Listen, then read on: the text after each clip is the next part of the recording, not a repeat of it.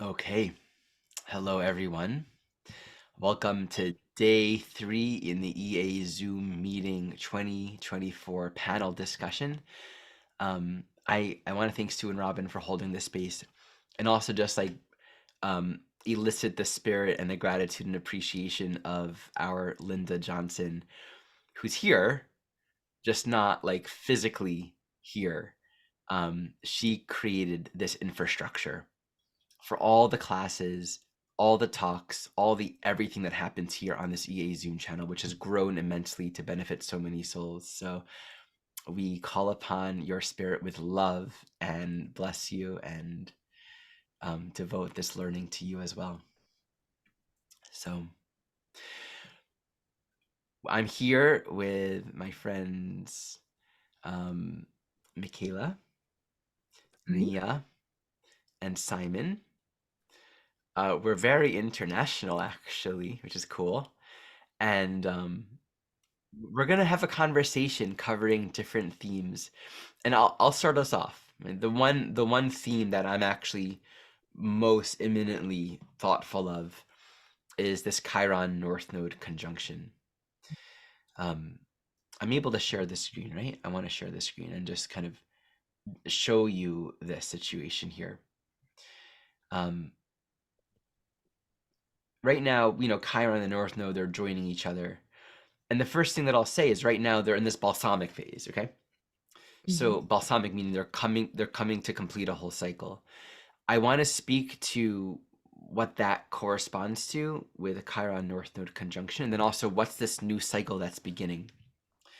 Let's just take a moment to look at the actual time of their coming together. Happened in the beginning of the year.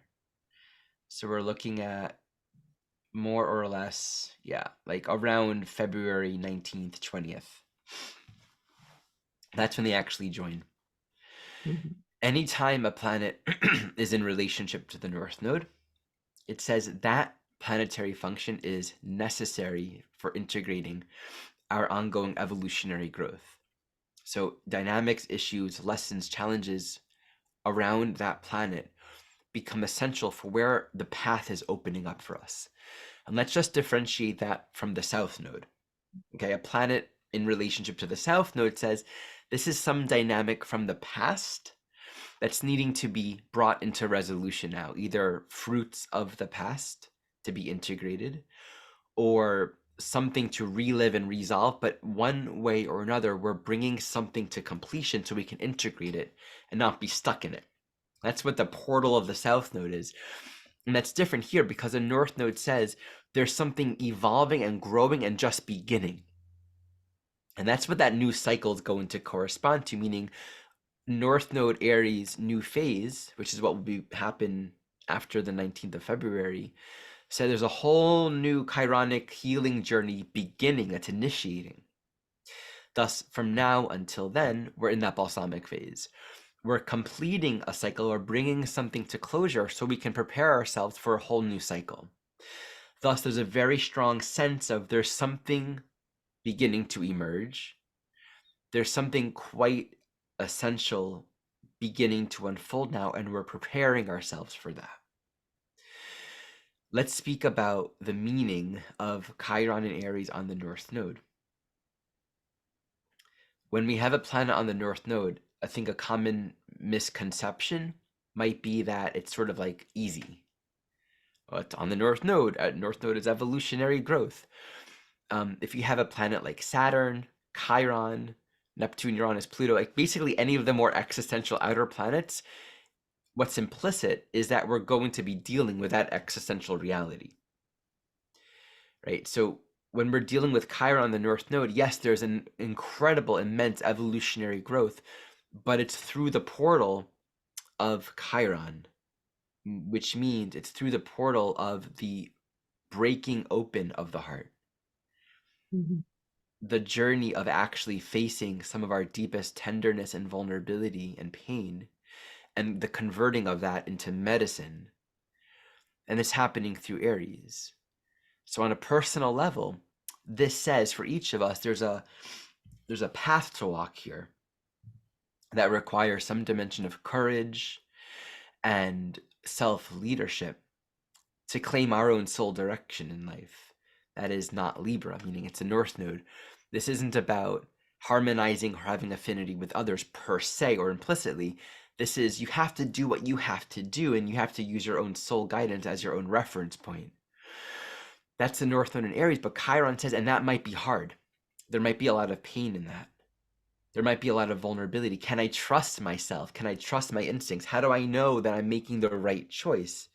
There's always a quality of separation within Aries, because to make a new choice in a new direction says, one, I'm not choosing this other thing, and two, when you make a choice, you can't undo it. Meaning you could always make a new choice afterwards, but there are consequences to it. It kind of breaks us from the precedent of the past, and it moves us in a new direction, creating a new momentum. And it requires our presence and our willingness and our availability to walk that path and meet the consequences of whatever we're deciding. But what if it hurts? What if it causes pain? What if it causes separation? What are the all the doubt and the fear and the confusion that can come up with Chiron can really be strong right now. How do I know where to go? And really, the deeper medicine is we don't know. There's not some kind of external gauge that says this is what you should do. There's this accessing a place of trust where you walk in the dark without knowing entirely what it's all about. And the only way to do that with this Chiron North Node conjunction is holding fast to our heart. Being willing to move as far as we can be intimate and present to the vulnerability and the confusion that's with us.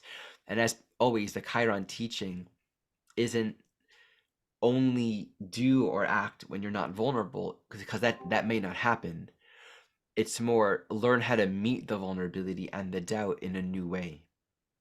So that's the personal dimension here. It really is calling for a lot of leadership, and we each have a path of medicine making. We're giving something to the world, but we have to be willing to trust ourselves. Another way of translating this is, on a very simple level, doing something new, saying, I'm not going to do this anymore. I'm going to try this instead. We were chatting earlier, and it's not in this screen, but this Chiron North Node is actually squaring the south nodes of Saturn and Pluto in Capricorn. Maybe I can share that later, but there's such a strong quality in those signatures of we have the precedent of what's patterned and conditioned and what's expected, and then where my soul is calling me, can I trust it? What if I make a mistake? What if I start a journey that I can't complete? Basic issue with Aries. What if I start with enthusiasm but I don't see it through?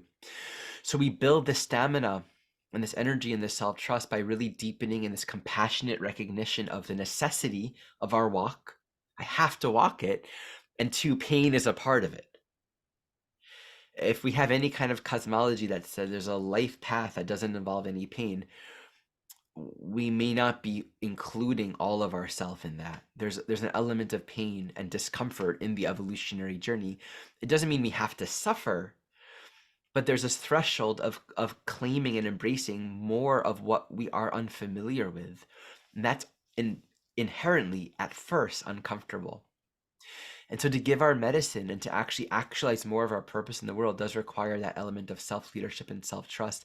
And I'll close this part with saying, we can't know what it is we can do. We can't know our capacities if we're going to play small, meaning what's uncomfortable with this Chiron North Node is that we're stretching ourselves into something that's uncomfortable that we haven't done before, that says, have courage, have trust, have leadership, do it.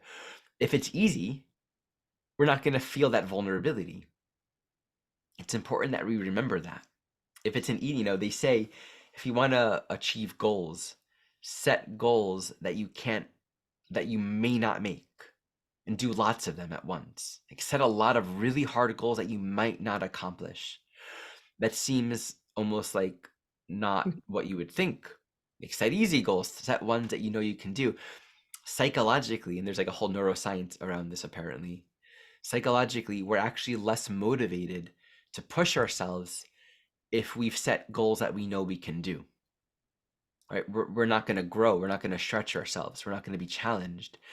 If we actually taste the reality of possibly not making it, actually failing, of actually not completing it, we become more motivated. So things that are harder and scarier and more difficult and possibly not ones that we know we can make are the ways that we can actually become more successful in our goal setting. And that's also how we face the truth of our weakness, the truth of our vulnerability. I'm actually aware of the fact that there's nothing special about me. I'm not special that I'm going to do this. I may not make it. I don't know why I would think I could make this. There's no reason to believe we can do hard things because we're some great person. There's a humility of that says it's not about being great. This is about doing it, being willing to put forth the effort. And that's where all the healing and the giving and the compassion and the humility, Chiron is compassion, because we really learn so much about ourselves through experiencing our own doubt, our own pain, our own vulnerability. That's how we become more available to serve. So that's what's emerging right now. That's what's opening up in this new cycle in February. And maybe I can stop here and open up to the group and see if any of my peer what's the word? Companion? I forgot what's that word. Anyway. Comrades? No, it's a C word. Anyway. Have more to say about this. If you want to contribute any more thoughts on this, maybe speaking on a collective level as well. Wow, that's powerful, isn't it? It's amazing. It was very powerful. So that, I mean, so that's the beginning of the cycle that's leading to the Chiron conjunction of the Chiron return in the US chart at the same time as the eclipse. Amazing. So, I mean, I had noticed, in the 14th to the 17th of February, Mars actually conjuncts Pluto in Aquarius. So that's sort of kicking something up just before that nodal North Node Chiron junction kicks it off. Mars conjunct Pluto in Aquarius, very powerful, but that's also just after the January 1st Sun conjunct Pluto at 0 degrees Aquarius. So there's a whole Aquarian theme with Pluto and the Sun, which is so powerful, all at that same point, really, and less than a month apart. It's amazing. And also Uranus goes direct on the 27th of February as well. So, but yeah, that's so wow. So also Venus Venus is at 4 degrees, Aquarius. Mars again will be conjunct the South Node of US chart. That's 6 Aquarius, isn't it? So it's really powerful. I mean, I mirroring, as we've said before, the Second World War, there is a very great mirroring going on. And it's with the transits of the outer planets. It's also with the eclipses. There's a sequence, but of course, then it was Pluto and Leo. So now we've got Pluto in Aquarius in exactly the opposite. It's as though the shadow has come back and it's mirroring to us. This is the shadow of World War II. Did you understand it? Did you get what it was saying? Did you get what did we integrate it? Well, I think we know the answer to that. We've had a bit of a problem with that integration, but it's probably because we never fully recognized it. We denied it. And that's what you get if you don't acknowledge the shadow. So the shadow, Leo is about is pride, the ego, about power, the sun, and Aquarius, the opposite of that, the community, the mind rather than the heart and the ego, the mind and the ideals as well. So it's very idealistic. And it's as though we are getting that now in everything. Now the shadows come up. We have this idealistic view that is really, we've been brewing for a while now in what the patriarchal community sort of calls the woke community. And I suppose we're woke, but who cares? I don't care. Do you care? I'd rather be woke than patriarchal, frankly. I care, Michaela. I Do care. you? You care? What do you think about that then, Nia? You care? First of all, I think you're right. And I can definitely echo what you're saying. And certainly this February is critical for the US and for Russia and for China and for Israel in all of their natal charts. All of us, yeah. Whoa. Something happened. Oh, should I continue sharing the screen? Yes, please. Yeah. Well, I know you have some charts too, Nia. Yeah, right. I can share my screen. Yeah.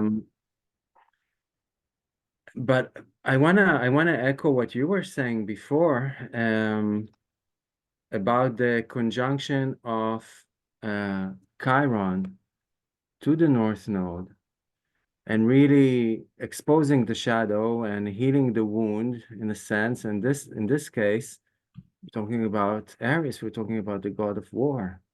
We're talking about the use of strength. Mm-hmm. We're talking about personal responsibility and leadership and initiative. How do we purify it, asks Chiron. How do we mend it? How do we use it not to inflict pain, but to gain healing? How do we make this dance of power into poetry and mastery? How do we not choose ego, as Michaela said, in this Leo Aquarius axis that is talking about the uber-human, the higher man, the chosen ones, whether genetics plays a part or it is the ideology that takes us forward. How do we reignite our humility? And only through that achieve mastery. And indeed, through pain and suffering, do we often understand the most important things. And there is a feeling not only of the echoing of World War II, but the echoing of World War I. I want to talk about someone who we don't know as a communist and socialist like he began, but as a fascist. Mussolini began as a communist, a socialist. But when he saw all the young men running to the national armies at the beginning of World War I, all infused with this romantic idea of war, he understood that the power of one's own nation, as in the fascist, and the adornment of that, as in the fascist ideology, is a much stronger power than workers of the world unite. That it's about belonging, not about joining others and merging.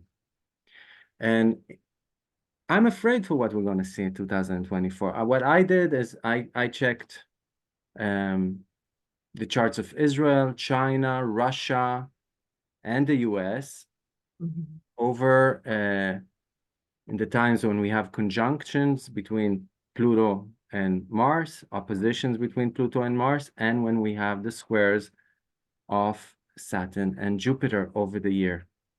And I want to take us a minute to the last time these two planets that are now going to be squaring each other in 2024 were conjunct, and that was solstice, December 21st, 2020, height of COVID, December solstice. Really a time that we are still in the midst of the square between Uranus and Saturn, this need to push forward and break old regimes and old laws. And here Jupiter joins in and really amplifies this in the sign of Aquarius. And we look at the beginning of the cycle to see the whole nature of it in a sense. This cycle began in 00 Aquarius, sign of progress and the new age, the future. technology, cyber advancement, and the exploration of air and space, electronics, and research in general. Mhm. And this affects the whole cycle. And if I take this chart and I put it, let's say, with the chart of the US, December 21st, 2020, with the chart of the US, was this beginning of the cycle important for the US? Yes, it sits very close by to its south node.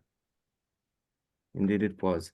Let's put it not with the US, but with Israel this time around. Was it critical for Israel? Indeed, it was on the IC of the Israeli nation across from its natal moon. Was the beginning of this cycle important for China? Mhm. That's indeed it was. It was on their natal moon and on their ascendant. Mhm. Was this an important cycle for Russia? Indeed, it was. It was happening almost on their birthday and on their natal Saturn. Uh-huh. Okay. Yeah. So all of these countries are involved in this 20-year cycle that the last time in which it happened, by the way, was 1405, the time of the Renaissance in Europe. Mm. Europe climbing back from the Dark Ages into the age of advancement and knowledge, fighting the Moors, going on crusades to the Holy Land. Martin Luther born not much later, 80 years later, a time of rebellion and innovation indeed. And if we look at events over the year of 2024, let's go to the 17th of February and look at the United States and the 17th of February.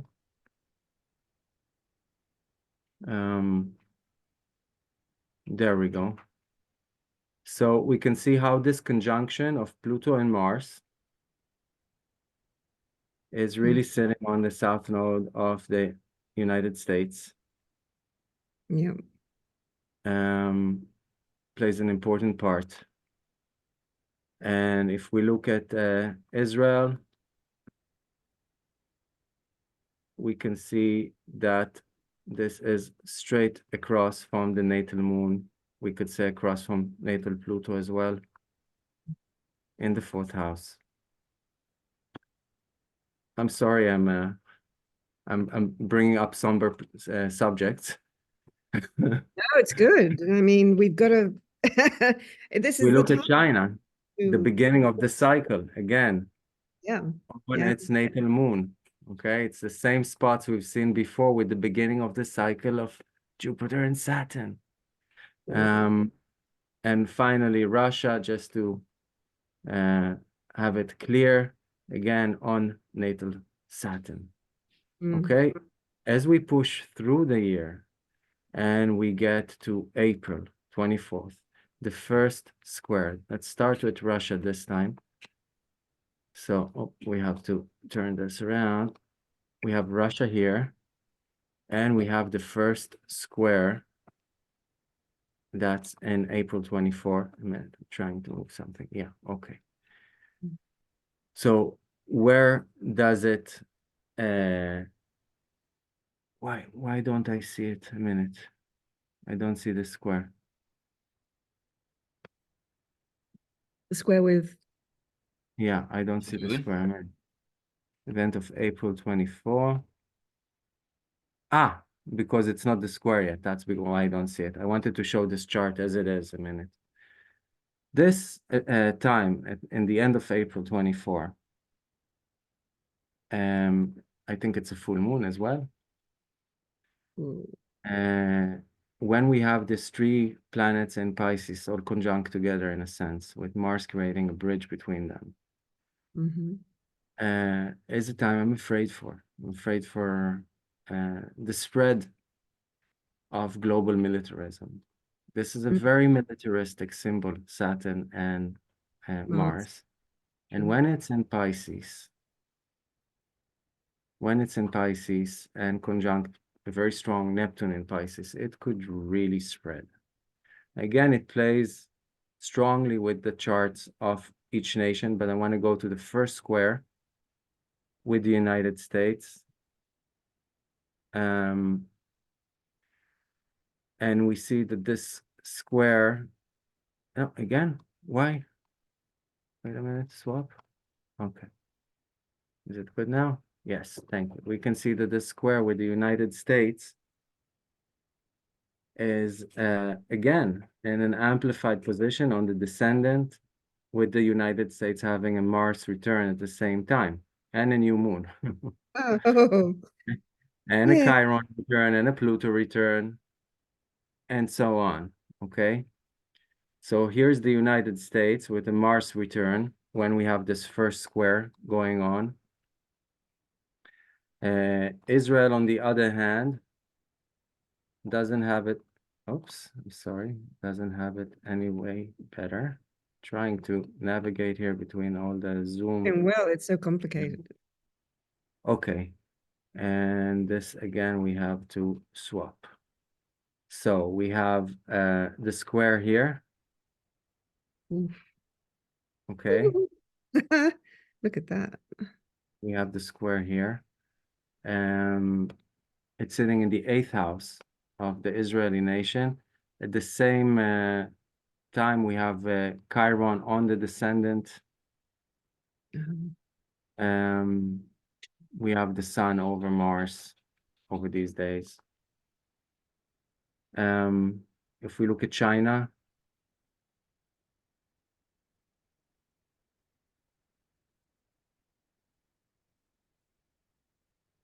then we can see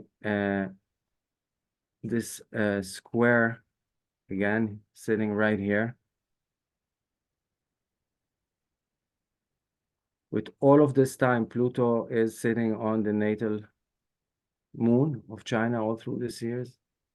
Yeah. Hard time for China. Not an easy Opposite time of for China Israel. through the next couple of years. It's a T-square with their natal Saturn. This square makes a T-square with their natal Saturn in the 8th house. And that involves them deeper in it. And finally, Russia. Let's swap this. And we can see how this square is really creating a T-square, this time with their natal Mars on the ascendant. Oof. Yes, that's the kind of reaction I have. They have Venus going over their Jupiter. They have the sun in the 9th with Mercury over the moon. Double oof.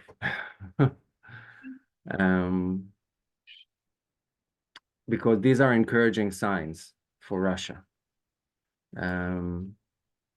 If they would be embroiled in anything, I would go to the event of December 25th. The last square we have in 2024, we had one more, if I'm not sure, in 2025, the last one. This one is happening as there is an opposition. Am I correct? Opposition. Where is the opposition? Yeah, okay. Yeah, an opposition between Pluto and Mars in the time of the US election. Yeah, sure. This opposition sits on the nodes of the United States, as this square is on the descendant of the United States, creating a T-square with transiting Mercury on the ascendant. Yeah, I mean, I noticed that one several years back, and I did bring it up in a prediction panel, actually. Yeah.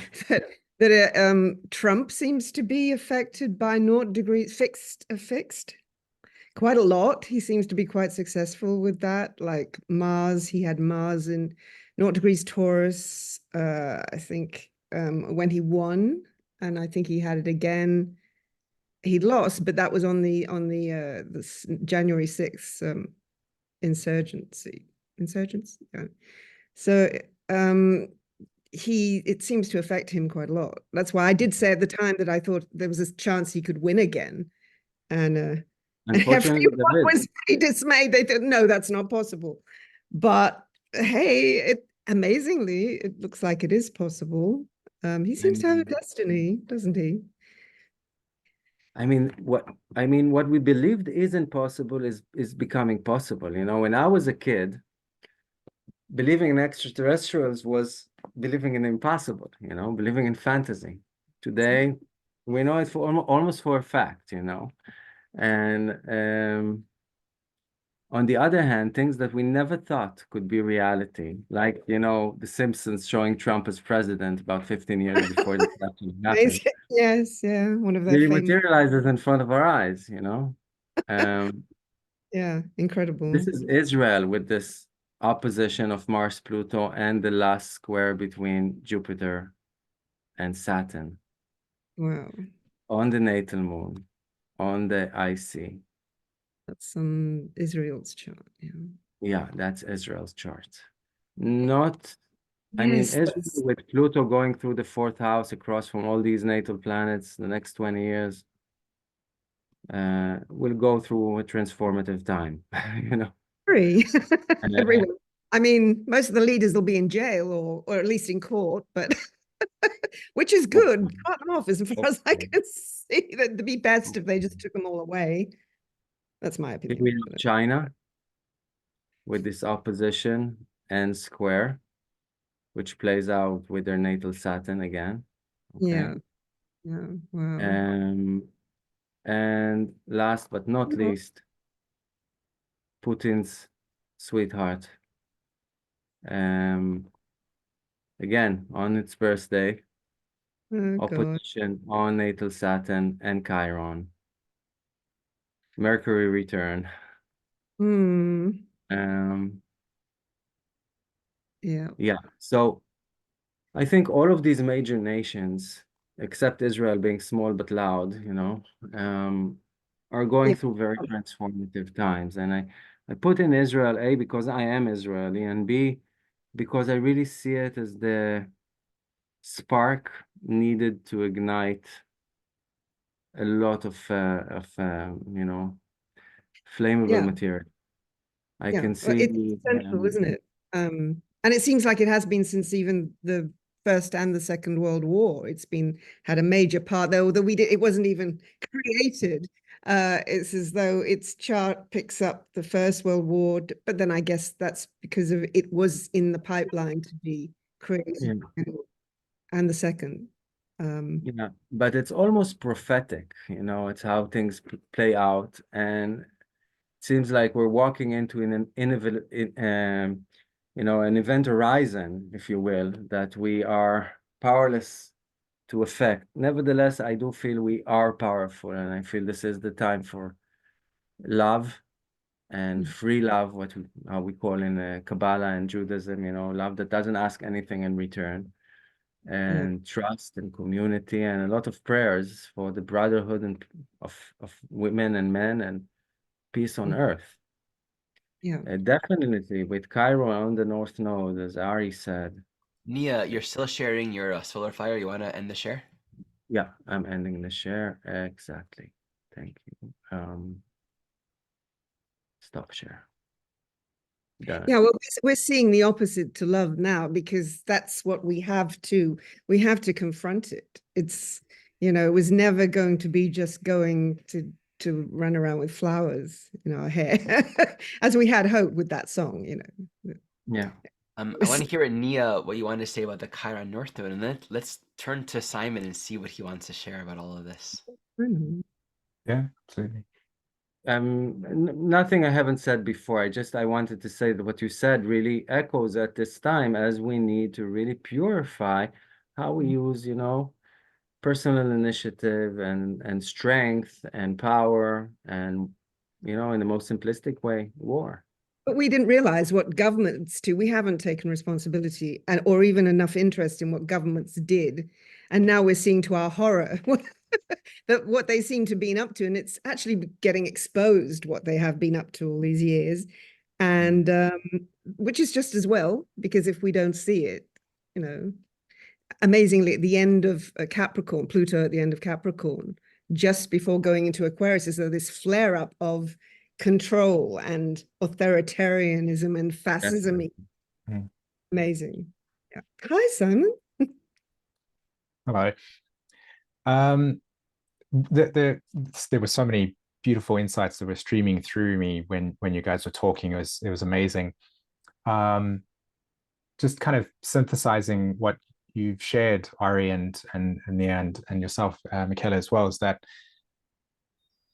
the Chiron to me also speaks to the synthesis between Uranus and Saturn as archetypal structures in our consciousness. So if you think of in terms of the way that I see Saturn is where that leading edge of our emotional development is occurring for us individually, and then how Uranus as a subconscious energy and how that energy just is in the boundary, outside the boundary of Saturn. And so when I see Chiron conjunct the North Node there, I see this necessity to look at the closing phase of Saturn in Pisces and the signature of what Uranus is doing in Taurus. And what I see here is the comment that you made, which was, we don't know what the governments were up to then. Now we're seeing that come to the surface. That's like the Uranus in Taurus. I associate Can I Taurus share with the screen while you're talking? Yeah, I mean, I don't actually have the chart up, but I can just put this one up in the moment. Yeah, go for it. On Luna. Let me just, where is it? Okay, I might need sharing privileges now. Sorry, Sue or Robin. Thank you. Got it. So where's Zoom? There we go. And I use this chart over here. So what I'm pointing to is this, right? This Saturn transit that's sitting through Pisces and kind of coming up to the Saturn-Neptune conjunction. And then you've got this Uranus-Jupiter energy here as well. And not only is the sextile between these two existing, but here it's in the middle. So it almost symbolically seems to me that part of this Chiron energy as well is how we are dealing with what is emerging in the collective around secrets that have been repressed or put underneath the rug. That's how I see Taurus energy. There's the instinct of preservation, and so when acts of preservation are presented to us, especially in governmental structures, like what are their policies that they put in place, and how do they justify this? So if you think about going back all the way for 50, 60 years, how politicians have been thinking, how governments have been thinking when it comes to what they don't want the public to see, and then how the internet now doesn't afford any secrecy. Like we have to go to these extreme measures and it almost accelerates it. So it's like Uranus is really rapidly bringing us into a world where we don't have, or the governments don't have the affordance of secrecy as the way that they did a long time ago. And that kind of really changing the way that we as the collective interact with them, but also how we're processing things that we didn't know that now we know, right? And it almost brings this kind of moral dilemma up for us. This is kind of the Saturn and Pisces theme that I sense sort of begins to emerge when the fabric of society starts to decay, which again is a very Saturn in Pisces energy. We start to see what was in the shadows, and that exposure is also kind of materializing in the collective right now, and the different ways that we process these things. So to me, I see this North Node Chiron energy as well as both emerging into a world that feels very foreign, and this is kind of the conversation on AI that I want to go into, but also emerging into a world where all of the structures, all of the rules, all of the regulations that we've had in place seem to have become redundant in many ways. If you just think about the last year or this year, pardon me, I was talking to Ari about it, where one of the banks in the States, maybe there was a chain of banks that just collapsed because people just took out money. And that acceleration of technology interacting with pre-existing and outdated structures has brought us into a world where who are the leaders of the new world, right? So where is that elder kind of state that we can look up to as a collective and say, oh, these are the rules of human conditioning. This is what we should kind of do. And in the past was very much like get an education, get a job, just live out your life like this, and that's it. But that doesn't seem to be the case anymore. And a lot of people are kind of waking up to that realization that there are so many different ways to experience your life, and it doesn't have to be sort of predefined by these structural conditionings. So that's another way that I see this Chiron energy on top of the North Node. It's like pointing us towards where humanity is needing to learn how to respond to circumstances that A, are very foreign to us, but B, at the same time, are necessary because there isn't a pre-structured image like God as an example that we can use as a guiding principle to blame for all of our errors, right? So we're kind of thrown in on ourselves, which is the piece that I hear Ari talking about. We're thrown in on ourselves to know, like, how do we lead this process? Where do we take the next step? And I think a lot of us I don't know if we actually know that. Do you know what I mean? I think governments, in terms of what Nia was talking about as well, is I think a lot of them don't actually know how to navigate this new energy. And I think Pluto and Aquarius is going to make that very loud through 2024, you know? So yeah, that's my take on Chiron and entering Aquarius as well. That, pardon me, Chiron conjunct the North Node in Aries for us. When you were talking, I was hearing healing the masculine. Oh yeah. You know, Yeah. because the masculine is hurt. And since having the old male paradigm, we don't really have a new one. Okay. We're asking males to change. We're asking masculinity to change. It's time to really heal that. Yeah, exactly. And I think, especially because I'm fortunate enough at the moment to be in connection with or around Pluto and Sagittarius souls that are sort of got Aquarius signatures in them, and through conversations with them, you can see how they're trying to wrestle with this idea of what is masculinity going forward. And you can see figures like Andrew Tate as an example cropping up out of the collective consciousness and holding ideas about what it is, but then it creates a whole entire schism where a lot of them like, oh, this doesn't feel right, it feels outdated, but who else is there? And so there's this kind of weird little landscape at the moment where a lot of the leadership of the elders that are sort of Pluto, Libras, Virgos, etc., and maybe even are kind of prompted to find a way of instilling some form of leadership that previous, like, younger generations can actually project themselves into, as a way of saying, okay, well, this seems to be the way. Big head of father. Yeah, exactly. Who knows it all? Father knows best. Well, actually, no, not if the father doesn't think of the group, which is Aquarius, which is what's happening. I mean, with the Security Council, with the UN, was just a farce. Just today, when we realize with horror that since the Second World War, these 5 countries have the veto and the power to veto anything. And since they're now sort of on opposite sides, it makes it all a bit impossible. So it means the UN is absolutely castrated. It's useless. Correct. Great. So that plummets us into Aquarius. Okay, the system's got to be changed. What's good for the group? Not these patriarchs who set all this up, and now it's all falling down. Pluto's coming. Pluto's coming.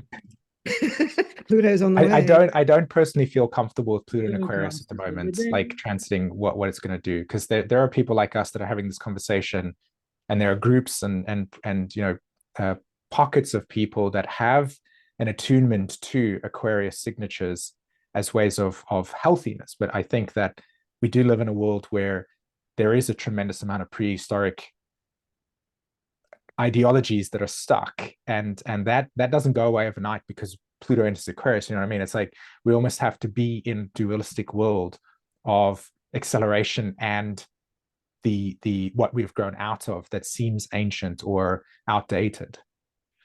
Yeah. Yeah, I don't throw away the baby with the bathwater sort of thing. Yeah. I want to share But one the thought thing on is, this. the baby is in one place and the bathwater is in the other place. This is exactly what I was feeling as well. That, you know, there's a part that really is rebellious about the human spirit right now. If we look at the last time that Pluto visited Aquarius, it was 1770, 1771, I think, you know, 1776, if I'm not sure, was the birth of the US nation, and 1789 was the French Revolution. Yeah, the discovery of foreigners. Yeah. Pivotal, you know, about relationships between the people, the rulers, you know, people as the rulers, human rights. Still all about European men having rights, but Yes, and some nobody rights, else. some rights. It seems. So Pluto This is is the coming. thing, It's coming. the cycles of revolution continue to happen as long as there's awakening. So there's always this other threshold of enslavement and being locked up and suppressed that we haven't yet. Like that's going to continue and continue and continue. And what I'm wanting to draw our attention to is it's always fascinating to see what's happening globally, but we all know in our own personal lives this is a radical time. And I know there's you wanted to explore something a little more deeply, Simon, but I just wanted to share this point here, and I'll share this, you know, along with this, you know, Chiron North Node, just looking at everything else. So we've mentioned, you know, Saturn and Pisces moving towards Neptune, Pluto and Aquarius. Let's just also acknowledge that Saturn is now in a balsamic phase, meaning it's in the last 45-degree arc before a conjunction with the North Node. Also in 2024, Saturn and Neptune will actually finally join in the first initial conjunction, meaning they'll come in within a 10-degree orb or so. So there is several dimensions here with the Saturn that says 2024 is the beginning of a big closure time, right? It's in that final phase with the North Node. It's in that last aspect that's going to be moving in and out of until 2026, I think, with Neptune. And it's going to finally join the North Node, I think, in 2026 or something, 2025, I don't know, at the cusp of Aries and Pisces. So someone mentioned when looking at when Mars will be there a little bit later in the year, you know, Mars, Saturn, Neptune, something about like a global militarism. There's a correlation here, and it's something that I think is helpful to understand about Pisces. Pisces can easily become something that everyone, so wartime Pisces, from the point of view of anyone could die. It doesn't matter what your name is or who you are, right? In many countries, people will rally together and serve in the military, and anyone, doesn't matter where you come from, low rank, high rank, everyone joins, right? That's sort of this general national idealism in most places in the world. We've known historically that countries would gather together to support certain industries during wartime. There's a sort of collective effort where energies are kind of all shared and merged to a sort of unified purpose, where individual differences, it paradoxically kind of become less important unless you're the other team, right? Unless you're that country that we're trying to bomb or whatever. But that's a Pisces thing. And then Saturn in Pisces becomes this search for what can I live for? What nationalism ideal or political party or political ideology? You know, Saturn is government, nation, countries, borders, boundaries, our national identity. It's what defines our existence within a society or a culture. And so these cycles of groups of people becoming inspired to be a part of a greater movement, greater than themselves, whatever that movement is, right? Whatever our judgments may be of any particular ideology, that collective pulse for groups of people to surrender to be a part of something greater that's meaningful, it's going to be liberating and healing, and it's going to, change everything. That Pisces sense of this is something to really fight for. I would give my life for that.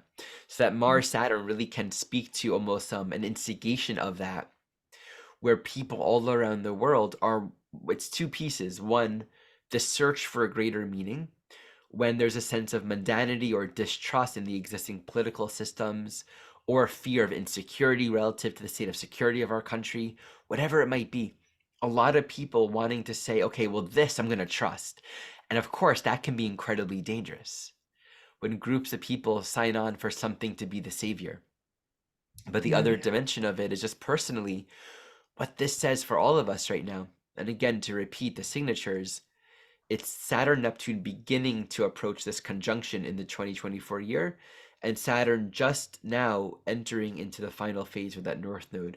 We can really see that over the next couple years, 2024 is the beginning of a process of disillusionment. I think the personal question for all of us is, what's meaningful? What's meaningful in my own life? Am I living the life that I want to live? Are my efforts taking me where I want to go?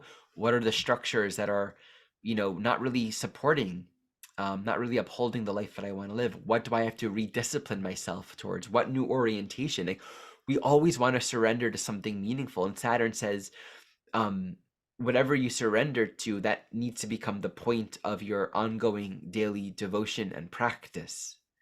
So I just think there's a huge inner and outer reorientation to what am I doing? What's the point of all of this? What am I living for? What am I building long term? These are the greater questions. And I think with that Pluto being the core evolutionary theme, this is the beginning of a lot of core fundamental change. And I think it's just sort of innate to these cycles. Mm-hmm. Yeah, as you say, it can be dangerous because ideologies can take over then, as you were saying, too, Nia and Simon. A lot of to believe political and religious leaders throughout history have had Saturn in the 12th house, often with Jupiter, or very strong Pisces Capricorn correlations, right? Something that we can all turn to that will save us. Yes, exactly. Exactly.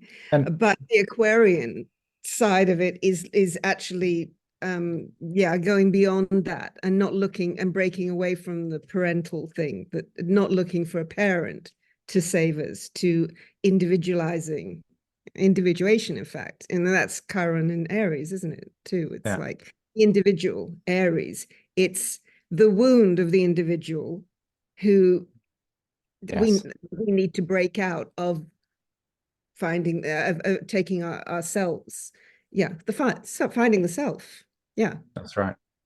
Hearing our protests on the churches, on the cathedral's door, in a sense, like Martin Luther did. Yes. By the way, it has the same nodes. I think his North Node is in Aries. So definitely this but so much to break. On the one hand, standing up for what is right, but healing masculinity and power and war, and the use of one's own power to further one's will, and objectives. Well, it's extremely disempowering, isn't it? Watching all of this and seeing all these politicians. Humbling is the word. Ignoring too what people are saying with the protests, even ignoring their own people. And the more people protest, you realize they're not listening. So that's disempowering. But on the other hand, we're seeing that the power of the people is something that will grow greater with Pluto and Aquarius. And I think that's the big, sorry? Amen to that, I said, I'm sorry. Yeah, absolutely. It's Pluto and Aquarius, and it's realizing you have to push that power through. It's not going to be changed overnight. And so it's a steady power that just grows and grows. And since we have Pluto on our side, they're not going to, all the Capricorn stuff is going to go. It's got to. there's a film on Netflix. I just pulled it up now. It's called All Quiet on the Western Front. Have you Yes, seen it by any chance? And there's right in very- there in the beginning of that film, you see what Ari was talking about, where the soldier kind of just in this moment of, I'm going to sign up for this. It's I'm getting ready. We're excited. We're going to go to war. And then the actual reality of the situation, you can see the terror on the person's face. And there's this kind of disillusionment of this ideology and this fanatical process, because the reality of what was actually taking place versus what needed to possess young minds to get to something as horrific as that like dissonance over there is. And that's a perfect example of exactly that. It's actually a conversation that's been had in this household, not with people in my home itself, but people that through extension, where those conversations are there. And one of the people came to realization that their idea of doing a military service sounds good because you get to learn all these cool things, but the idea of actually being sort of called up at any point in time to the reality of it was intense to deal with. And so there was that moment of, whoa, hold on, this is not the thing that I think it is. And I definitely think that Saturn through Pisces is going to accelerate the disillusionment of where we carry these not only individually within ourselves, but also as collectives. And I think Pluto symbolizes the onset of this acceleration beyond these sort of interesting like structures of consciousness that we have, right? We've got these very Paleolithic emotional structures in our limbic system, and we've got these governmental institutions that are outdated, and then we've got this godlike technology that's in front of us right now that we're using, this Promethean fire that we can interact with like this, and what it can afford us. And we saw in 2016 what happens when something like Promethean fire comes into humanity's field of vision, and it creates something like a Trump phenomena, you know. And so what's going to happen at the end of this year, where we have technology and AI becoming more and more adopted in governmental institutions and other forms of institutions, and when a cycle of the counting of the votes is going to take place, like how is that going to be integrated into the process?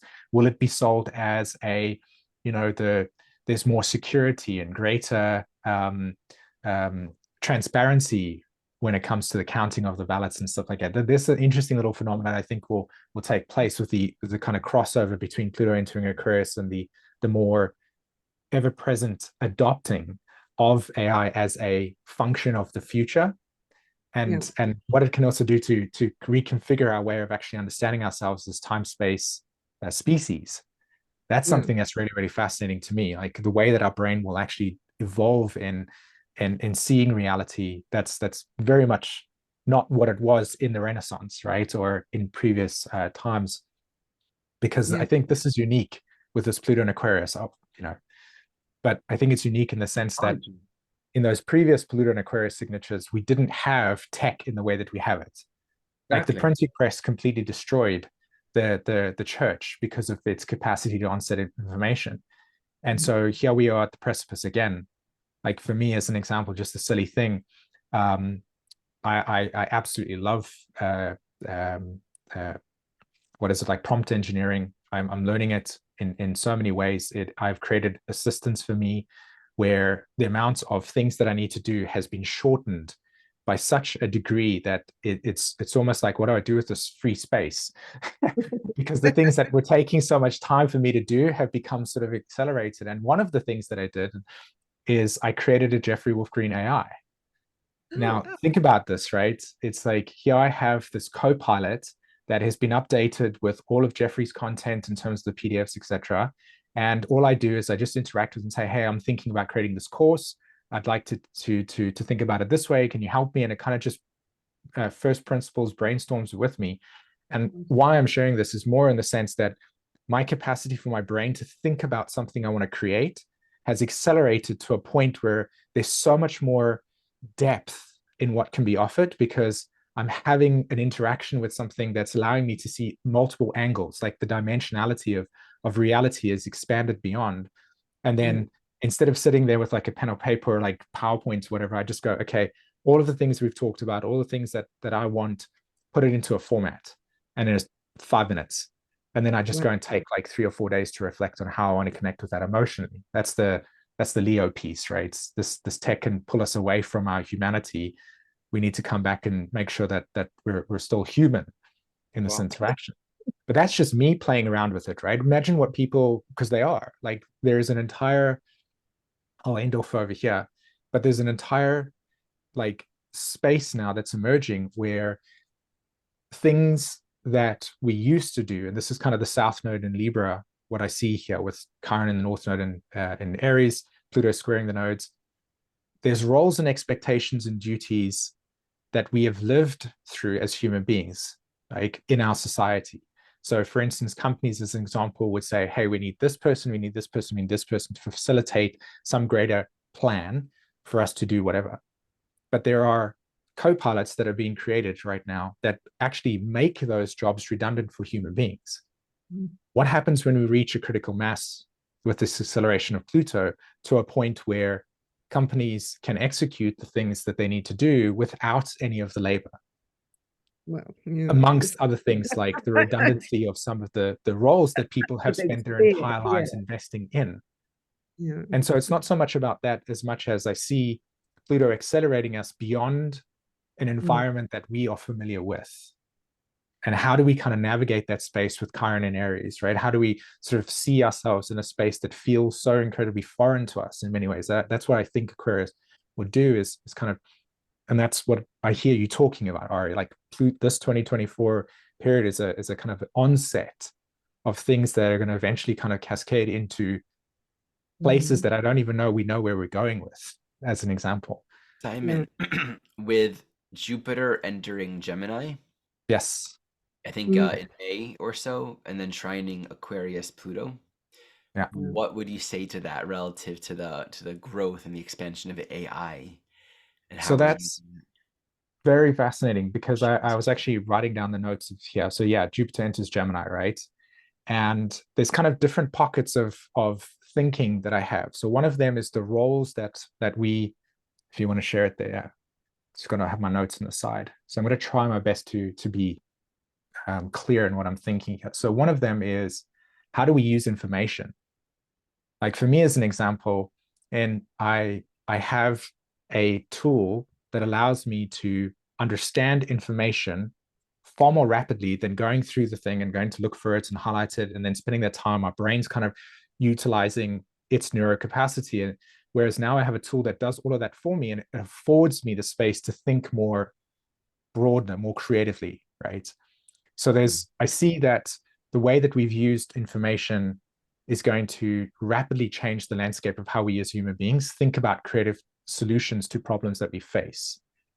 And I'm very fortunate enough to be working with somebody at the moment who's in a situation where they have access to some pretty cool tech. And one of the things that they're working with at the moment is a sort of project that embeds human myth into the project, and then to be able to then like allow for that project to be a message to humanity that reminds them of what it is to be human, so that as we go through this Pluto, as we go through the Saturn through Pisces transit and society collapses into a place where new beginnings will exist, that we take with us the essence of what it means to be human, so that we have a message to look forward to, because the absence of what is the future is abstract in a way. We don't actually have anything. So naturally what we'll do is we'll place idols in there. And what we have in terms of idols at the moment seems to be lacking, you know? So like, what is the fundamental core essence of humanity in itself? So one of the things was like, you know, with Star Wars as an example, we have this transformational arc that gets used, right? The hero's journey as an example that speaks to us deeply. So there's this kind of interesting thing of that there are people here, fortunately, that are using this stuff in a way that can accelerate us in a Promethean way to places that are phenomenal. And one of the ways that tech actually is being used, or that I'm kind of working with them, is how do we bring the soul into that? Like, this is the piece that really, really excites me. Like, how does how do we come in contact with the soul and our own kind of consciousness with this interactive process that they're busy using. I can't share too much about it because unfortunately it's still sort of part of their project and I don't have the information to talk about it more. But that's one of the ways that Jupiter thing, this Jupiter Pluto is going to accelerate, right? And I've mapped out the year and I can see where there's certain meetings that are going to take place. So it's how does information get used that sort of almost triggers us back to when Google was around, right? We had fax machines, we had letters, and then all of a sudden internet came around and we like accelerated our communication styles. We can organize something. So I think about like Generation Z, right? It's Pluto and Sagittarius. They're sort of Pluto, the Jupiter being the archetype of their Pluto, right? And if you notice the world, especially through 2020 and 2021, when South Node in Sag, North Node in Gemini, information and what information is true and not, and how it can be used, and how it can be manipulated, all these types of themes are deeply embedded in their generation. And what I'm noticing in conversations with them, very much so, is that there is a desire to kind of break free from magical thinking, which almost in some way kind of like debunks astrology. It says like, don't use astrology in some way. And yet at the same time, it kind of prompts this ability to see a synthesis between science and astrology as something that can actually exist in union. Like that's something that's very personal to me at the moment. Like how do these two things work? Like Ari was talking about neuroscience and the phenomena of those things. Like there is an actual coexistence. It's called predictive processing. You can go check that out, right? How the brain interacts with those things. Anyway, so their experience of interacting with knowledge and information, because they've had the internet growing up, you know, they're like 17 years old and they're having a conversation that I only started having when I was like 25, 26. It's because they've had access to that information. So it's like the way that we will use information, I think going forward as human beings, I think is going to be very, like it's going to be big, especially how we interact with it. And I think the last thing I'll say is sort of the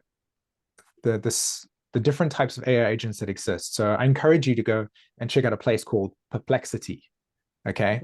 And Perplexity, I'll link it in the thing. It's this amazing database that you can interact with. And then through interaction, learn faster than, say, for instance, I don't know, reading a book. What you're doing is you ask a question, it comes back at you. Then you say, okay, well, can you explain this like a 5-year-old? And then it explains it like a 5-year-old and say, okay, could you expand on this? And all of a sudden, there's an entire kind of quantum experience of understanding information in this way that is so multidimensional that the ability to understand what you're thinking about, like it breaks the frameworks of your limitations and expands you to know something deeply and actually fundamentally understand it. So that's one tool that's available in terms of interacting with it. There's this another platform which I haven't even dared touch. It's called Notice. These people are amazing. It's an entire ball. You plug in evolutionary astrology. I played with it. Plug in evolutionary astrology. And then what we'll do is we'll search the internet for all of the content that exists associated with it and then put it into like this moving ball.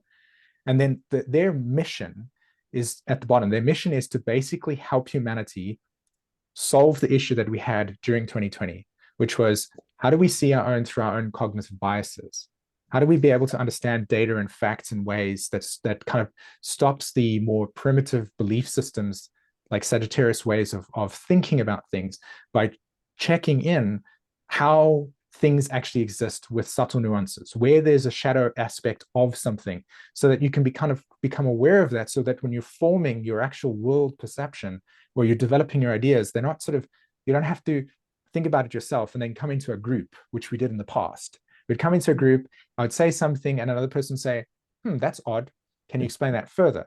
And then that would afford me the opportunity to kind of like lay out my ideas a little bit more, or hear myself speak and say, you know what, actually, that's a bit dumb. I realized that's not really well thought out. So it's like, that's what I see. It's like we're having this kind of moment where our capacity to understand things is accelerating. And I think that it affords us the capacity to think about challenges in ways that we face as a human race, with a little bit more sort of like, okay, we can actually do something with this. We can actually sort of figure out how we can resolve certain things, like the complexity of climate change as an example. just Mhm. these things, and also understand human behavior. Like, and I'll end off over here. Like, if you think about what conspiracy theories are, that is a great example of it, right? There are some truths in conspiracy theories, and then there's also some aspects of our thinking that are, we need to just fill in the gap because everything doesn't make sense, and so that's too much to handle, and so let's just fill something in.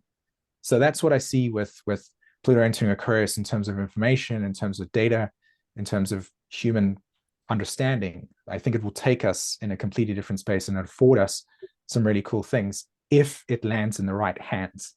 And that's That's my it. prediction. That's why, yeah, we have to go through what we're going through now, because all of this ancient thinking has to be exposed. Yes. Because we had no idea how deep it went. My God. How deep I, it I goes, agree with how you deep there. it still Oh, goes. And it would be only through struggle that these roots would yeah, be uprooted in a sense, you there know? has to be. We can't go on to all this To be other free. stuff that's just beckoning I just until all of this is dealt with. definitely. I just want to say one thing, that I think that this acceleration that we're going to see as a precursor with Jupiter is going to even become more accelerated by 2026, when Uranus, Yes. ruler of Aquarius, is going to go into Gemini, May, I think. Mm-hmm. Yeah. And then Yeah. in Gemini, I think it's going to be even more pronounced Mm. in Yeah. these matters, Oh AI, wow, yeah, intelligence, yeah. you know, I have one more thing to say, but I don't want to talk now because I want sort of Ari and every guys to say it. But there's something cool as well in terms of this process that I think is fascinating to consider. But as I said, I want to take a moment and let everybody else talk first. Well, I mean, the only thing that I want to add to this, I was so riveted by what you shared. I'm just thinking about Jupiter entering Pisces, Jupiter, Gemini next year, and I just want to see where it goes because I haven't looked yet. Okay, so it's gonna go retrograde soon. It gets into the early 20s before it goes retrograde. Mhm. So basically, throughout the year, Jupiter is squaring that Saturn. Yeah. So that's a very interesting perspective, and that brings up that greater question. You know, this technology getting in the right hands or the wrong hands. Everything that's developing right now can be used at for any reason at all. Mm-hmm. I saw this video of a rabbi in a congregation that did a fun experiment where he gave his Shabbos drash, like his Dvar Torah, like his teaching during services on the weekly Torah portion, and it was written by AI. He asked AI to write a sermon on this parsha, on this portion of the Torah for this congregation, gave the parameters and gave it. And no one was confused about it.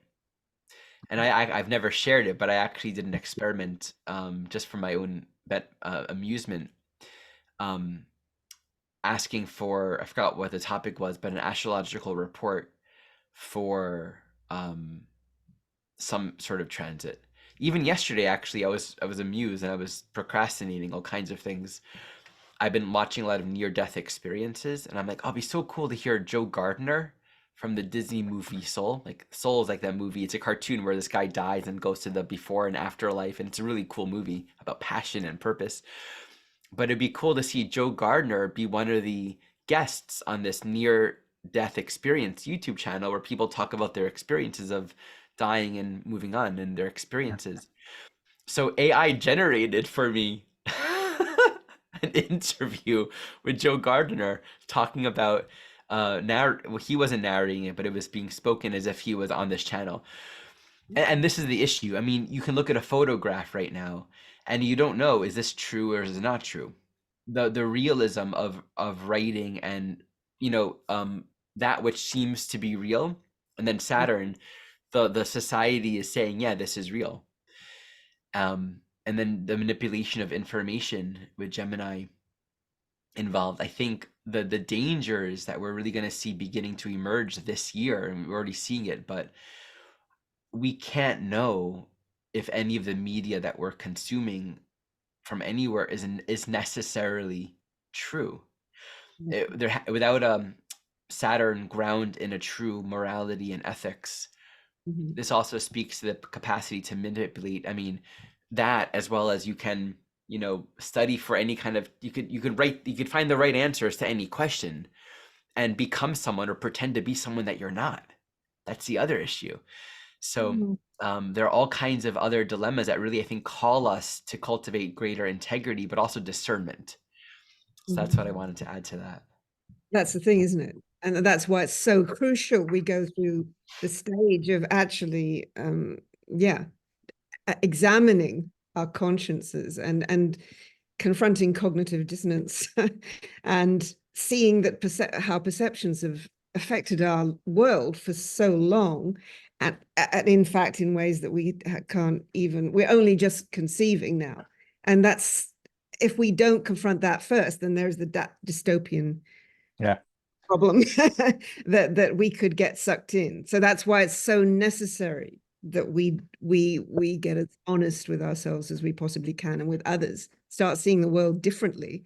I mean, that's why our perspective is changing so drastically. It's shocking because it's so fast and it is so drastic. But on the other hand, it's what has to happen, because otherwise we can't move on from here. And we have to move on from here, God knows. Oh yeah, it's going to force it.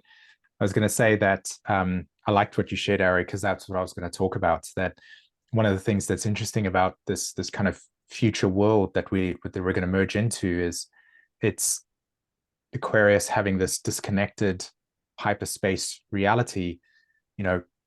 Everything can be everything and nothing can be nothing, in the sense that we can't actually feel the essence of it, right? Aquarius, if it's not anchored in polarity Leo, it's absence of that, right? There's nothing. So it's you can't actually tell the difference. Is this media, what I'm seeing and digesting, real, or is it just sort of simulated? And right now, the guy that I'm working with, he was talking about how very, very soon, probably within the middle of this year, this 2024, you will be able to watch Netflix TV shows that are made in different countries that are dubbed, but the lips will be able to actually not be out of sync. So it's not like you sort of like, if it will just be perfect. You won't even be able to tell the difference, right? Look, And that's kind of perfect Spanish. It's the new thing. Yeah. And so what does that do to our brain's perceptions from an evolutionary point of view? Like, that's the thing that I'm fascinated by, right? Is that, again, as I said, the way that our instincts have been designed to be able to tell what's real and what not real does exist. It's there.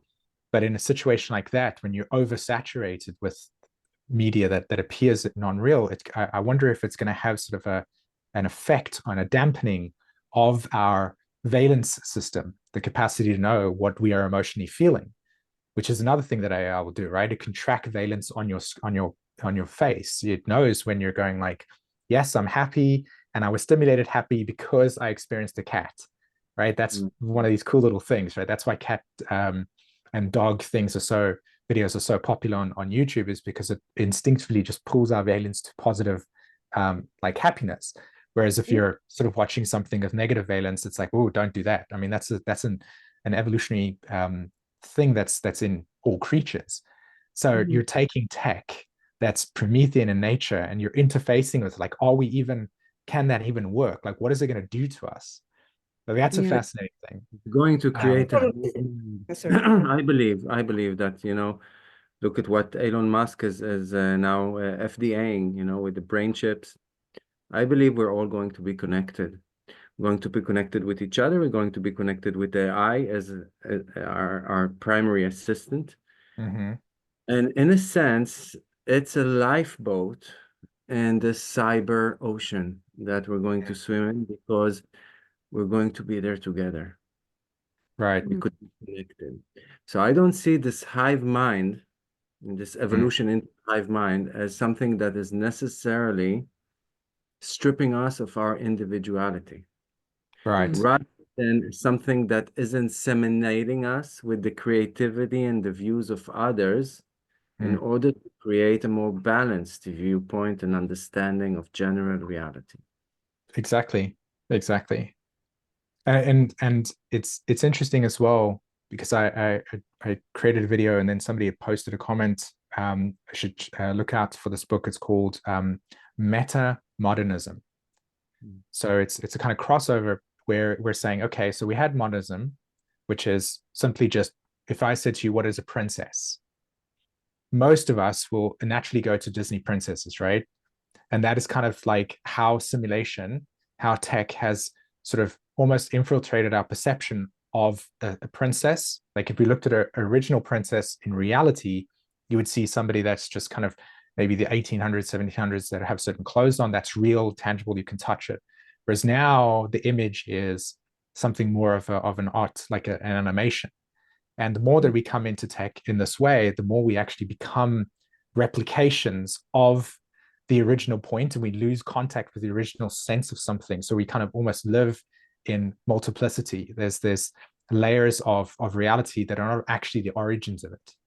You know, even watching a video, for instance, it's a very kind of like weird thing to comprehend. But the way that I can imagine it and learning about it is just that there are these layers between the original essence of something and what we actually interact with as what we think is the origin of it, but it's not. We're not actually connecting to that kind of Saturnian reality of in Pisces of, you know, if I say, as I said, like Disney princess, that would be a great example. We think of the animation process as simulated imagery versus the human qualitative nature that exists maybe in what would be the origin of a princess when tech wasn't available and we didn't have TV as an example, you know? So becoming further and further away from what's real, as it were, and into more of these kind of alternate states of realities. So that's very fascinating. I think that's a very kind of Zeus Promethean conversation. I mean, but you're very intelligent like you are. The problem is the mass, you know, it's the masses maybe who are not so, yeah. You know, Yeah, and smart. who have been manipulated, and now we're seeing the result of that manipulation. Now, so as you said, we can go on the internet now and we can follow the breadcrumbs and find out so much of what is behind everything that's going on, and it's astounding. You dig deeper and deeper and deeper, and you see that this manipulation has been going on for so long at such an extent. And it is manipulation of the masses that is ingrained in our societies, and they're still getting away with it. Although it's becoming transparent, as we were all just saying. Yeah, which is good, but on the other hand, a bit horrifying when you think, how then can this be used? Obviously, a lot of people are a bit worried about the AI because how can that be used to further the same thing that's been going on, the same ethos, which is that's already, I mean, that's one of the philosophical kind of thoughts that I'm engaged in, not only ironically with AI, but also in terms of other people that are human more and have more of a kind of Star Trek way of seeing things, which is that there is a crossover between godlike technology that has this capacity to understand, like communicate with you in a way that goes beyond what you can do in an hour. It gives you 30 minutes, and then you can spend the rest of the time. This is the piece that I sort of promote, which is if you're going to use it, as in the co-pilot, not the thing. I know that in the UK, there is a school that has adopted a co-pilot as the headmistress. So you have the headmistress and the co-pilot working together. They actually run the school now together as this kind of process. And so obviously there's lots of tasks that I think need to be done that can be shortened and giving us more human life. So I think that novelty is what a lot of people are going to lead towards. And for somebody like myself who sees the novelty in interacting with Jeffrey Wolf Green AI, right? I also have to be very mindful of the very thing that I said, which is at the end of the day, I can understand, like you can say to me, okay, here's how Jeff understood the square. This is what he's talking about. This is what he means, etc. And then I can walk away with it and just regurgitate it. I don't actually understand the square, do I? Right. So there has to be this interaction between Leo and Aquarius, right? Okay, so what I'm understanding is this is what the square is about. And then also like, yes, and say, okay, so I'm going to use it in a context now. Is this correct? Right. And so I'm learning at the same time. That's hence the co-pilot process. And that's where this beautiful synthesis becomes, but that's unique in me, right? Or in the sense that I can't go out with a loudspeaker to every single person and say, this is how you should use it. as an example. So that's where the horror is going to exist, and why there's fear, right? And if you listen to Eliza, It's going to the wrong hands, and I think the answer that we all know, by the way, that we can all acknowledge is it's going both in the right and the wrong yes, hand. The wrong, yeah. Both to the Saturnian and the Jupiterian, Dharma and correct, Karma. Yes. correct. And But we have indeed, some, we have it's an somehow to obligation to accelerate our work mind. on the good side, on the Saturnian side, to counter the Saturnian effects of AI. Yeah, Exactly. absolutely, 100%. That's I why it's think so about important. all of this happening. Yeah. I think about all of this happening just in this age, and someone mentioned, you know, at that transition of the ages, there's always a new mythos that begins to emerge in society, and we're at that cusp of Pisces Aquarius. I'm really interested in the yugas and the 24,000 year cycles that we move through on the Earth, as marked also by the precession of the equinox. And it is meaningful to note that according to most systems, according to Sri Yukteswar, we're just into, you know, using the Greek translation, we're just into the Bronze Age, or Okay. Dwapara Yuga, right? That's that age where we're beginning to apprehend the forces of nature and learning how to align with them. But there's several thousands of years still of development and consciousness before we reach the Golden Age. I mean, we're still a good 10,000 years from the top of the 24,000 year cycle. We're only like, you know, less than 2,000 years on the upper arc. And so I think it's, people ask the question, if ancient civilizations were so advanced, why don't we see any signs of these, you know, technologies that we know of today? And I think it's because they passed that. What we're doing right now is actually, I think, just the beginning of something that we've yet to realize, something more fundamental in alignment and in aligning and harmonizing with nature and the intelligence of nature, the intelligence of creation.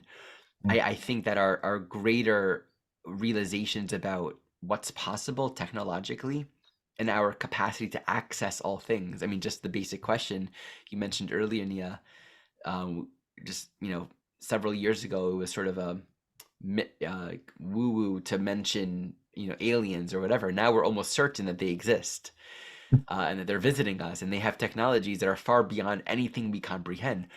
So what's the bridge from where we are now to civilizations like that have capacities to, you know, cross air water barrier and move faster than the speed of sound? And it's like things that are just totally and stay in one place thousands of feet above the water. I think we're just, it's humbling to recognize the Aquarian tendency for us to almost have a sort of human arrogance Correct. about what we think is so advanced and so great. And it's cool. And in terms of the arc of development, it's cool. And we've never seen it before. And it's exciting. And as we're speaking, it could also be used in really harmful ways. And, you know, Saturn in general, the means will always justify the end. So we'll justify all kinds of environmental devastation and social devastation for the sake of whatever we identify as progress. So I think it's just helpful for that Aquarian, wow, we're so great, look what we can do, to remember that we're actually, in the scope of our capacities, we're probably like preteens right now. You know, if we think about human development, it's like we don't really, like, maybe like our parents gave us a phone and we think we're really cool, but we can't drive yet, and we definitely can't drink, and we definitely can't like do things on our own. You know, we're still adolescent, and I think it's just helpful to remember that, so we don't allow ourselves to get too stuck or too fascinated or too lost, because the Aquarian Pluto issue is that, like, the obsession with these forms or these objects of innovation and technology, and we think like the future of the human is that we're in some kind of projection of our current state of intelligence, recognizing that we're just on the cusp of the cusp of the cusp of greater human evolution, and we don't know much at all. For me, that inspires me to continue to cultivate silence, you know, to continue to learn and to look. As much as I'm drawn to work on my projects, and I want to talk to you about what you're doing, Simon. It also reminds me to make sure I'm cultivating that inner space, that which isn't about the phases of technological development, because we're just beginning something here. So like just to directly amplify what you said there, right? So over the last week, because of the need, like interacting with AI in this way, as you can see, I'm sort of rubbing my eyes over here. It's becoming blatantly obvious that that is not possible to sustain. Like I hate being in contact with it for such a long time that it repels me away and it puts me into a state of that silent space. So I notice how that balance, that equilibrium must occur, and I think that's like what's really interesting about it is this I don't know his name, but I read a massive article because I'm very much interested in this space of what is called predictive processing, how the brain predicts reality, and then based on the experience, how we actually form things. Cool space to talk about, but a bit too large for it. Anyway, in that space, they talk about how the brain is attuned for affordances in reality, so novelty. And they were tracking, like this one father was watching how his 2-year-old was interacting with the environment and noticing that if without an iPad, the natural instinct is to kind of like, oh, this is cool, self-discovery. But then when you put tech in front of it, what happens is it freezes that body behaviorism, right? We kind of we come out of the body and into this hyperspace. And so that novelty function is not being developed. And eventually at some point, you'll see, especially with Gen Z, right? There's this kind of natural meme that goes around with Gen Z being nihilistic in nature, but not because of the absence of God, but primarily because of the interface with tech being so part of their lives, growing up with it, that it's almost dampened the capacity for the emotional system to say, oh, this is cool, this is discoverable. And there's something, and what I hear you saying, and I love it, by the way, it is an absolute necessary, even in Ready Player One, the film, right at the end, they realize that they need to have a day off from the actual virtual world as a way to remember what it means to be human. And I'm wrestling with that at the moment, right? There's this human capacity for connection and nurturance and family, in not in a sense of like family, but in the sense of what it means to coexist as mammals, that where we can experience deep connection and meaning within our lives, because we are meaning making machines, right? This is what we are. Our body is here to make meaning with things.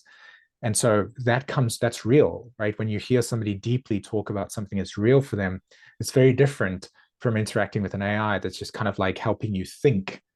And that's that kind of like that precipice that we're on at the moment. So I think it's very dangerous to sort of just see the novelty of Aquarius signatures as amazing and then just fly with it. And that will happen.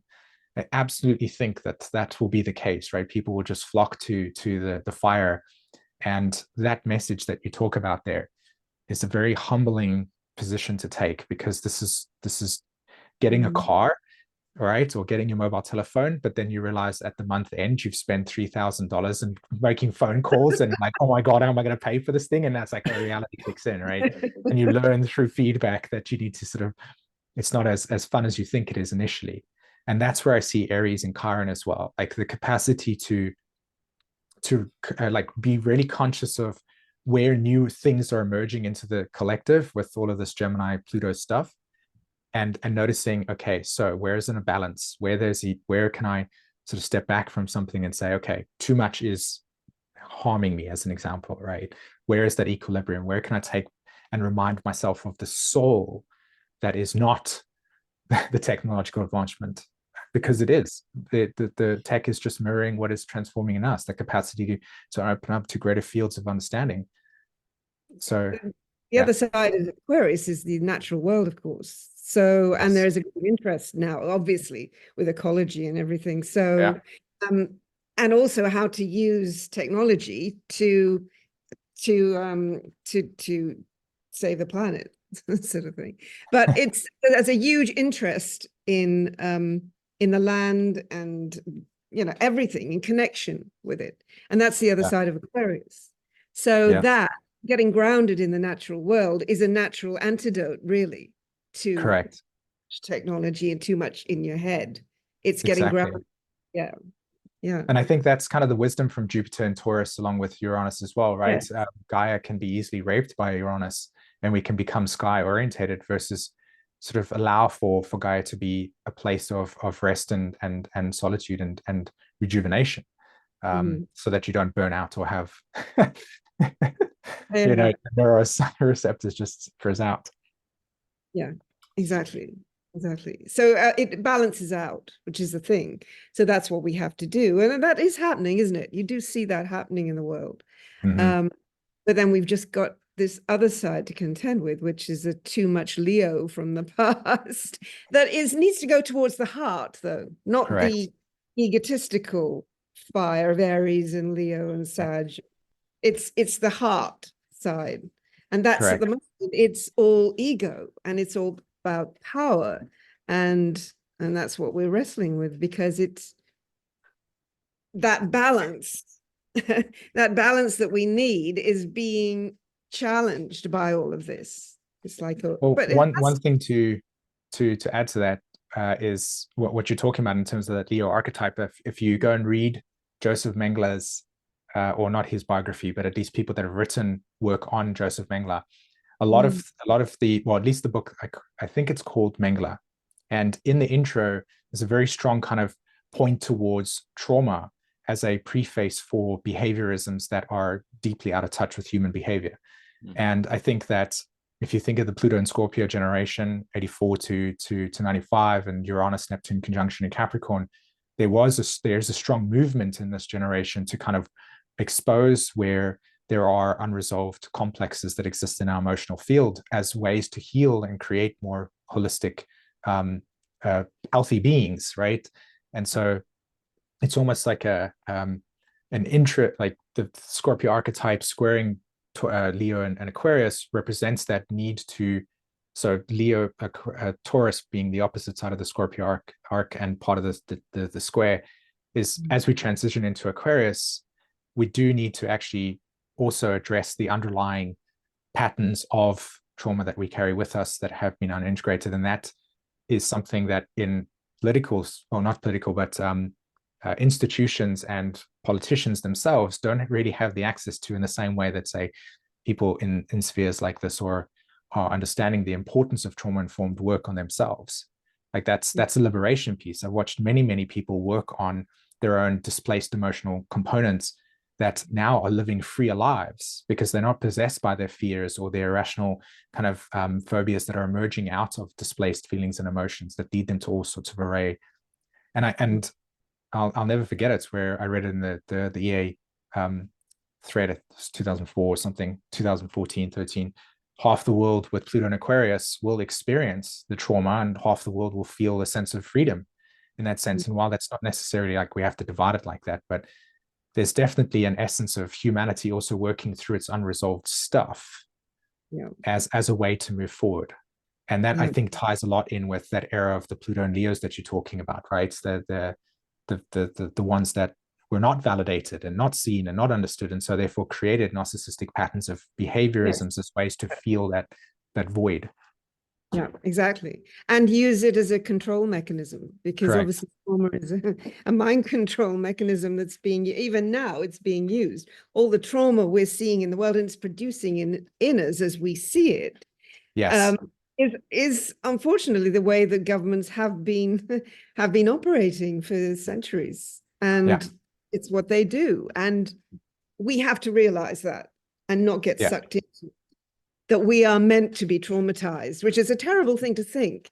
Yes, Even I mean, being born government. is that, so yeah, but that our own governments, who we've thought of, the parental thing again, back to that, actually Big Daddy is sort of like that's right. yeah, exactly, a Let's see tyrant. what Mia wants to share, and then I want to open up to the group and see if anyone has any questions or wants to share any input as we're getting to I don't have any particular thing to say, just really echoing what you're all saying. I'm coming from the Israeli perspective. Israel has been through a lot of civil strife through the last year, and it's been severely divided, so much so that in a way it promoted the attacks that were carried on Israel on October 7th and brought on the war that we're still in. So, and the minute, you know, this trauma occurred, it brought everybody together, and everybody started supporting the government and becoming more, you know, patriotic in nature. So in regimes, always in history, have used trauma to make us, you know, docile on the one hand and courageous on the other and patriotic. And I would never forget the change that happened in New York City in the days after September 11th. Mhm. It was the first time that I saw sympathy and you know, and you know, civil cohesiveness, you know, in New York. An old lady starting to talk to a young man and just having a conversation in the street. I got on the bus with no change, and the bus driver, instead of, you know, kicking me off, said, "Who can give this young man some change?" And people were racing who would give me the change first, you know. Sure, exactly. It brought it Dramatic out. event. Yeah. They change us and they make us better servants of the government in a sense, you know, focus us. Yeah, well, exactly, exactly. And we find there are excuses behind. I mean, you know, when we find now about a 9/11, I mean, I didn't believe the the shock and awe thing when that came out. I thought, what are they doing, bombing Baghdad to hell? That doesn't make sense. You know that it's that why are they going after? I mean, Saddam Hussein needed taking out. Probably he was a tyrant, but on the other hand, he had nothing to do with 9/11. And if you actually followed it, but that's the problem. Then even back then, you had to take an interest. You had to follow what was going on, and then you cottoned on to the fact that just a minute, this doesn't make any sense what they're doing. But then if you didn't know anything, and if you were just happy to be ignorant and just get spoon-fed what the government wanted you to get spoon-fed, you know, let's buy up commercialism, you know, let's be commercial and let's just live our comfortable lives and not take an interest. Big Daddy will just handle it all, like we said before. Then you wouldn't know that that was so terribly wrong. We found out later, but then after Baghdad had been bombed to hell. Basically. Yeah, And bombed to hell. Yeah, no exactly. mass weapons, no No. Exactly. weapons, and no connection to Bin Laden and Al Qaeda. But a lot of American interests were forwarded at the time because of that. Exactly. A lot of And oil. oil, let's face it, you know, power, oil, strategy was all the underlying reason. There'd been the Gulf War, and they wanted to, yeah. So all this going on behind the scenes is it's the usual thing with government. It's power, it's strategy, it's resources, it's oil, it's the currency, it's all of that. And it's never the reason they put forward for the masses to consume. It's the revenge of a son that, you know, whose father did not finish the business. Right. Oh Pluto and yes, Leo. you just mentioned Pluto and Leos are about to have their Pluto opposition. That's yeah. Yes. You know, Yes. this elicits also this thought that while it's so easy to be deceived and to be caught up in this momentum, and it's just a great example how in a space of trauma, there's a collective unification that also can be manipulated. Makes me think how on the other end of that, this time, Pluto and Aquarius in general, but I mean, Jupiter, Uranus this year, and then the Jupiter trying to Aquarius, it's opening the mind and seeing possibilities and creative solutions that we never considered. Like that Gemini dimension is, there's always a thought you haven't thought. There's always a perspective you haven't yet considered. And I think there's so much happening, just like we have in the AI sector, replacing so many jobs that have been developed over many decades. And just like that, these jobs are obsolete. What else can we use our own creative thinking? Just thinking different. Like that's the gift of Aquarius, thinking without precedent. There's no rule or box that says how it has to be. And that's almost like taking control of the flexibility and plasticity of the mind so that it's not actually being used by whatever the interests want to use it for. And I think about, and this is not just cryptocurrency, it's just like, What are other ways of working with energy exchange and money? Just really thinking more out of the box. What are other ways of me getting this need met? I want to do this thing. How can I get that done? What are the resources and possibilities there? It's almost like every question we have has a creative solution that is just beyond what we've thought of yet. And the more we harness our almost collective trauma in just the fact that we're living in the particular world that we're living in, and I mean, and there's no one here, if you've had any kind of social media interaction, that may not have even accidentally seen a picture of something incredibly traumatizing. 50 years ago, you don't just accidentally come across horrific pictures online of things you wouldn't otherwise choose to see. We're being bombarded by these imprints constantly, and any kind of social media or news media, it's bringing it up, it's eliciting it, and then you have a conversation with almost anyone, there's going to be some kind of polarizing charge, feeling, or idea or sentiment.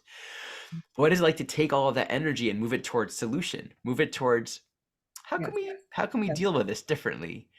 Creative thinking that comes from a real open-minded place of that's something I'm genuinely interested in.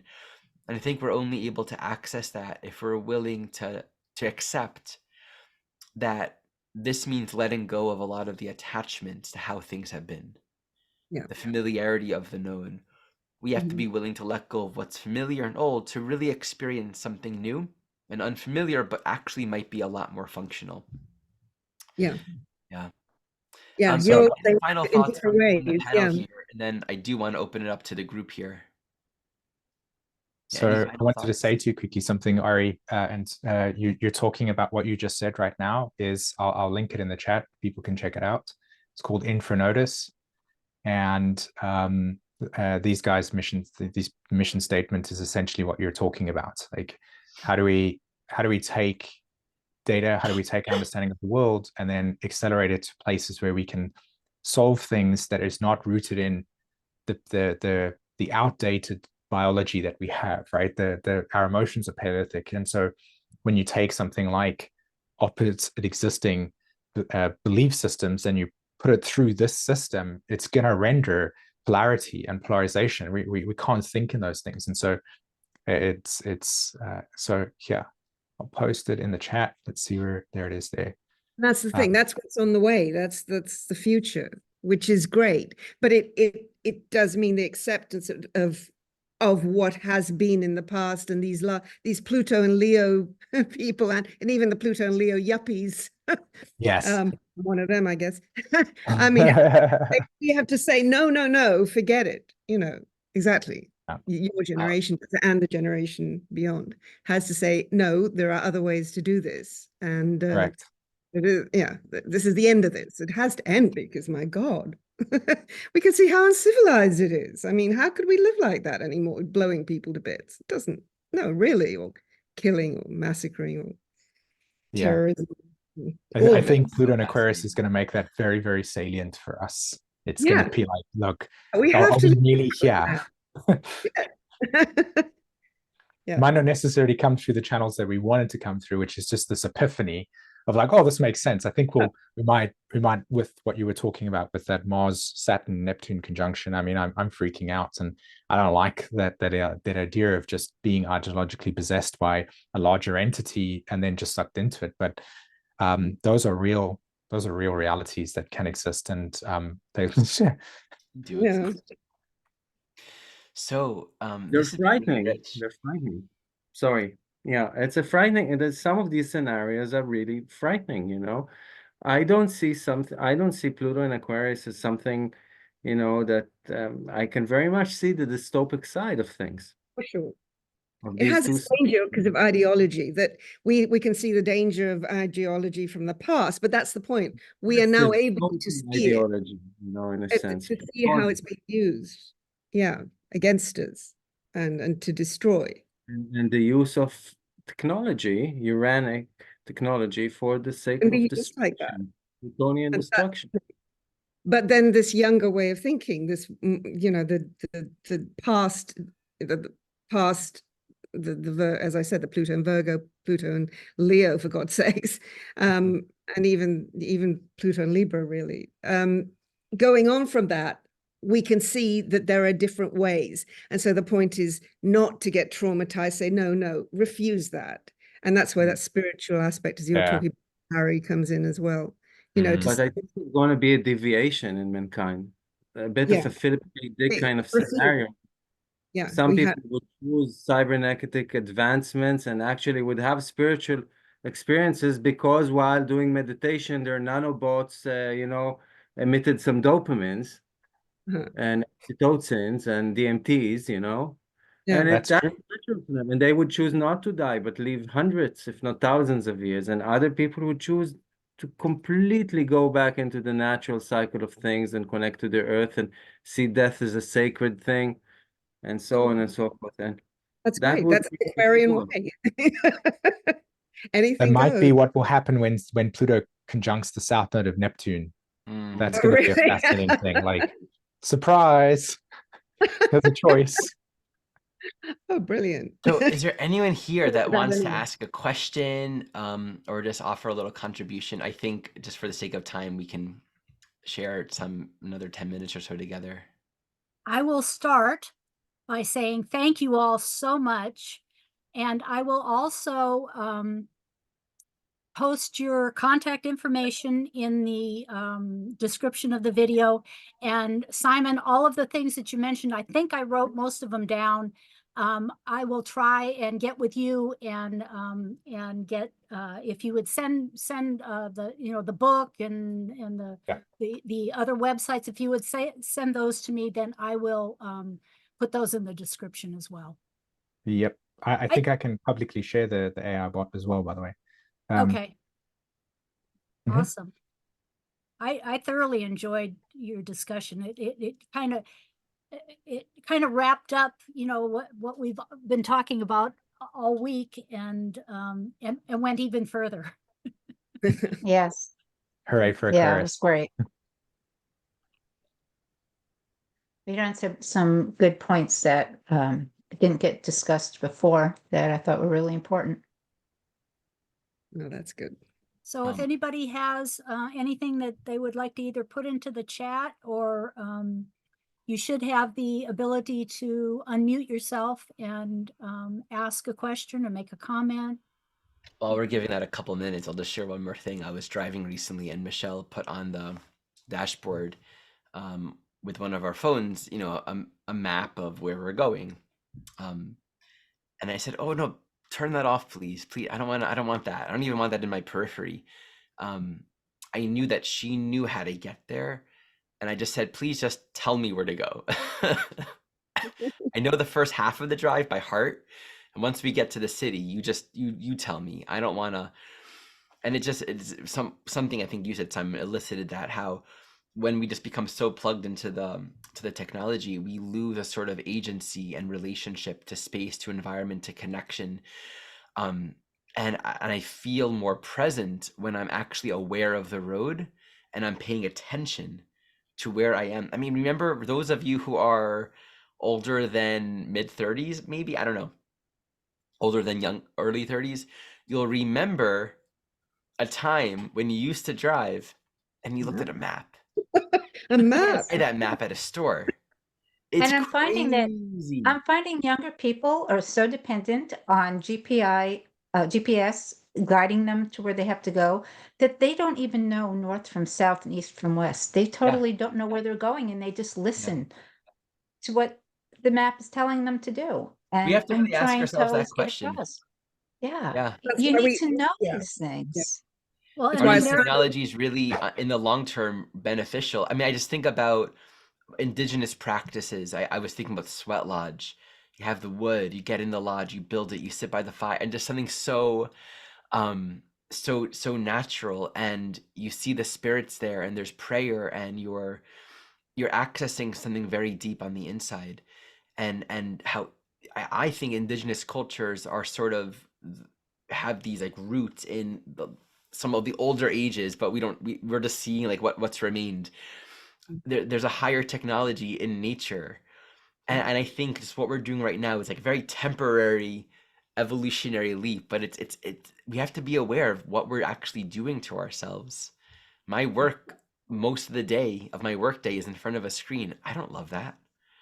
Yeah. But that's why it's so necessary to connect both nature with the tech and realize it actually is, as you say, it is the same thing, really, in a Yes. much higher Great. dimension. Yeah. It's the Yeah. same, but it's necessary to integrate the whole thing, the whole of us with it, not just separate into tech and nature, but combine it somehow with ourselves. Yeah, Maybe otherwise we like- get ungrounded. Yes. Hello. Literally. You Yeah. know? Maybe like the north and south nodes, we need to find balance between technology, between sky and earth, in a sense. You know, we the pivotal connection. That's why we're standing upright, I guess, you know, to create that tension between heaven and earth, or that Yeah. connection. Yeah. Exactly. Yeah, I Exactly. mean, it's hard for me to understand the concept of someone following MapQuest into a river, but you know, yet they do. I Yet remember they that have. time, that MapQuest time. MapQuest and myself across the US. MapQuest. But You would people print have it out died because before, of you know, the internet novelty, new thing, MapQuest. You would print it out before and you would get this map. I remember MapQuest. It proposes We need Oh, the both. Raptor to, you know, make it even more fun on the way. well, We yeah. need And now it tells you. Now it tells you. But my point is that people have followed those directions and driven into a river without Yeah. being aware of what they're doing. And that's a Right, 'cause really good example of actually, connecting with our using our own minds Bless and you, keeping Ari. it in line with technology and not letting just become totally dependent on technology. That's the danger. We need to start to use our own minds in a higher way too. But what Simon was saying, it sounds like actually technology can be used to accelerate your own, your own mind capacity. The amount of things that I've been able to put Imagination. together Wow. with that fusion is Exciting. it's nuts. Yeah. It's like what? Yeah, exactly. One thing I shared in the chat over here, and will also be part of the links for the other thing is I encourage you to look at a person called Daniel Smattenberger, and he was on I don't. How many of you seen Social Dilemma? Yes. Any chance? Okay, have. so there's a character called Tristan Harris who sort of put together this thing on YouTube, not on YouTube, Netflix. It's called Social Dilemma. I think it was 2019. Essentially, just talking about how tech can be manipulated and used against you, and how it is being used, etc., and brought together all the people that used to work for these companies. So he's got a very sort of strong leadership in the role of, hey, we need to be mindful of these things, and Daniel is kind of his wingman, although Daniel is the database. He's the AI, but he's the real dude. So when you hear Daniel talk, you go, okay, I'm listening, right? It's not, and so I've linked his website there, and you can just copy his name and pop it into YouTube. He's just recently created. He came to Sweden recently, and you know his message is kind of interesting as well. So I'll let you explore that, but it's very much about this how we are merging into a world, and how do we actually merge into it where we don't kill ourselves. That's a You know good what I mean? idea. It's like there are some real things, like we've hit planetary boundaries on certain things in the natural world that we can easily kind of just ignore. And so that's, talks about these things at great length, and it's fascinating to kind of think about, primarily because of Pluto Sagittarius generation, like thinking about the Pluto Sag generation and what we're talking about here, right? Both, I don't know how many of you guys got Neptune and Sag. I know me and Ari have got it, but think about how you're in the car. I mean, I remember this distinctly. I think 2010, driving the car using this GPS, and it's like every part of my Sag navigation system internally was like, I hate this thing, because it's taking me in places where my intuition wants to take me somewhere else. And I know that road, I know that direction, but I'm going to trust this thing. And I can feel that separation between knowing and tech telling me where it is based on a satellite. I just parked at a petrol station, threw it out the window, and then drove. Right.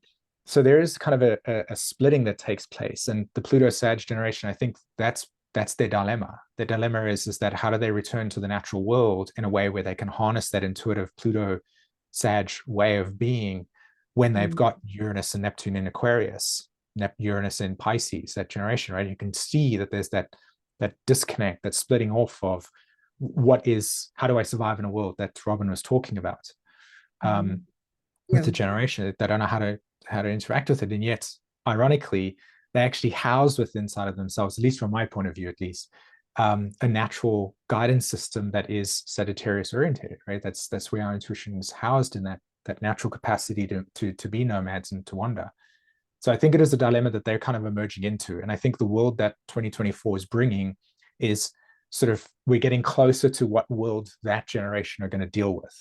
Whereas the last 10 years to me have been the world that the Pluto and Scorpios have emerged into, which is very much about kind of social change and so on and so forth. And 2000s being very much about Pluto Libras, etc. So, that's another thing that kind of sees that. Yeah. A lot has to die off. So Mhm. you just have to bear that in mind.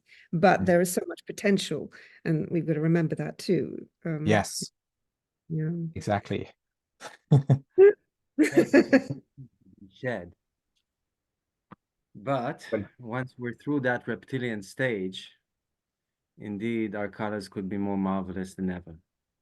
Yeah, Yeah, that's exactly. true. Exactly. I think there is going to be a big acceleration, though, with Pluto going into Aquarius. And then, as I said, at the start of January, you've got that Sun-Pluto conjunction right at the same time, which is exciting, because it's like, it's to me, it says, no, the old is going to go, forget this. It's not going to have its way. It's taking us into Can't. 3, but we have to say, no, Yeah. thou shalt not pass, sort of thing. Indeed. Yes. Yeah. Lots of new cycles Yes. ending and starting. Yes. Yeah. It's just getting through the ending. But we can do it. We'll hold our hands together and hearts. Exactly. And Exactly. hopefully most of us will make it. We'll make it. Yeah, exactly. Of course. Actually, on that, that just kind of triggered me on a very, very sad note to me. Our dear friend Aaron Sullivan passed away last night. Right. Yes. And I'm really upset, but I hope that she will be there on the other side to guide us through this, Absolutely. as she has, already. To be partying with Howard, her beloved Howard. But Exactly. For those that don't know, Aaron And Linda. yes, and Aaron is a really well-known astrologer, but also a dear friend of this channel, who Linda brought on to teach many, many times, and I've had the honor of being on panels with her as well. So yeah, thank you for sharing that and just sending our love to this soul and her new journey. Yeah, they're all partying together. Yeah. they're all hanging out watching the channel. And hopefully applauding. Yeah. Yes. Well, thank you all so much. This has been a wonderful panel. I really appreciate your time and energy and love that you put into it. Yeah, Yes, everyone. thank you. I really enjoyed that. Yeah, it was awesome. I feel honored to be here, and thank you for making this such a home and being so accepting and so sensitive, all of you. I'm honored by what I just heard about Erin.